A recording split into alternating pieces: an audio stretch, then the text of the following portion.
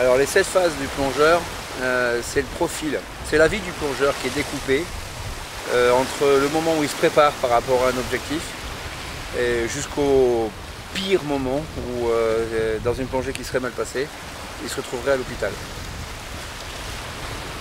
Donc les 7 phases, en commençant par la phase 1, qui est la phase de préparation. Mais la phase de préparation, c'est pas simplement préparer sa configuration, gonfler.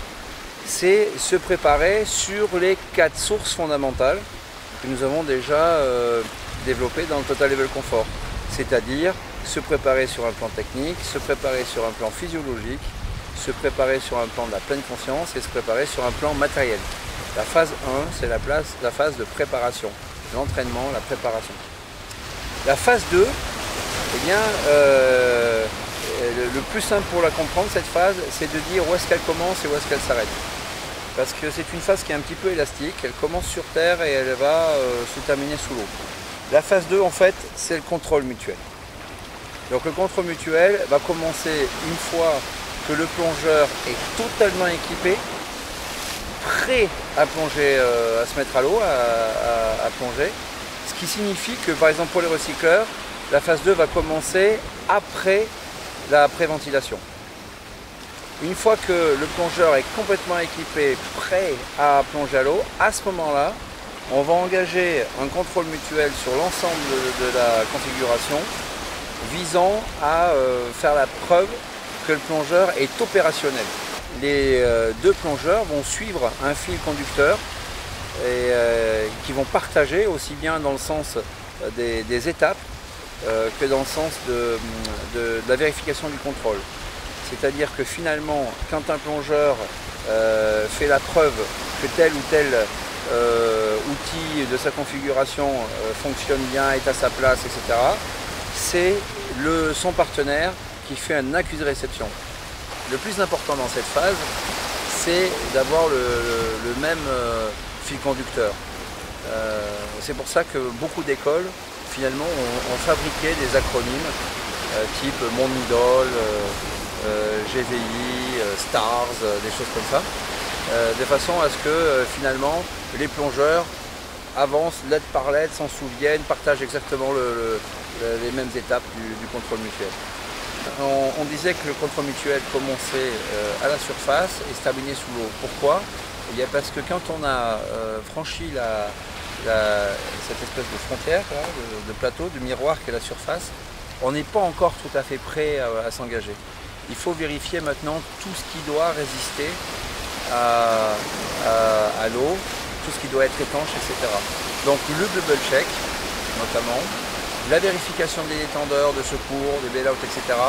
font partie de la phase 2, contrôle mutuel, et vont se faire en immersion. Le contrôle mutuel, partie immergée, se fait traditionnellement à 6 mètres avant de partir, ou, si les conditions de l'environnement ne le permettent pas, à la première zone de stabilité atteinte. La phase 3, c'est enfin le plan de plongée. Donc là, on suit le plan, on a planifié la plongée, on suit le plan, et normalement on est censé découvrir le site, l'épave, peu importe l'objectif de la plongée. C'est seulement s'il se passe maintenant quelque chose d'imprévu que toutes les autres phases pourraient naître. Phase 4, c'est la phase de réchappe. La phase de réchappe, c'est quelque chose à laquelle on s'est préparé, tant sur le plan de la technique que sur le plan du matériel, notamment la redondance. En fait, la phase 4, la phase de réchappe, ce sont les réactions aux situations usuelles, critiques, apprises. Si on analyse bien la définition, réaction, bien évidemment, on a forcément tout le degré d'anticipation qui disparaît, c'est-à-dire qu'il se passe quelque chose réellement et il faut réagir. Aux situations usuelles sont des choses qui peuvent réellement se produire, une électrobahn qui tombe en panne, une stable qui ne marche plus, finalement, ce n'est pas des choses si extraordinaires que ça, et il faut aussi être préparé. Donc, réaction aux situations usuelles critiques, ça signifie donc qu'elles ne sont pas mortelles. Apprise signifie qu'on peut s'entraîner, les simuler et se maintenir à niveau. Phase 5, la survie. Donc là, c'est un petit peu spatial, c'est quelque chose qui est très excitant pour les téméraires et les aventuriers, puisque cette phase-là s'appelle la survie. En fait, la survie, c'est justement tout ce qu'on ne peut pas enseigner et simuler dans l'eau, puisque les situations sont trop ou variées ou impossibles à réaliser d'un point de vue du risque ou des dangers à mettre en œuvre. Et donc en fait la phase 5, si on la résume, c'est le comportement que pourra adopter le plongeur face à une situation un petit peu inédite, en fonction des connaissances qu'il a, des savoir-faire qu'il a acquis, techniques, etc., et de son intelligence. Donc la phase 5, c'est réellement une phase qui relève du comportement général. C'est le plongeur qui fait, avec toutes ses connaissances, tous ses acquis, une synthèse face à la situation et qui trouve les moyens de s'y adapter, voire si c'est plus engagé que ça, les moyens de s'en sortir. La phase 6, donc là ce sont les premiers secours.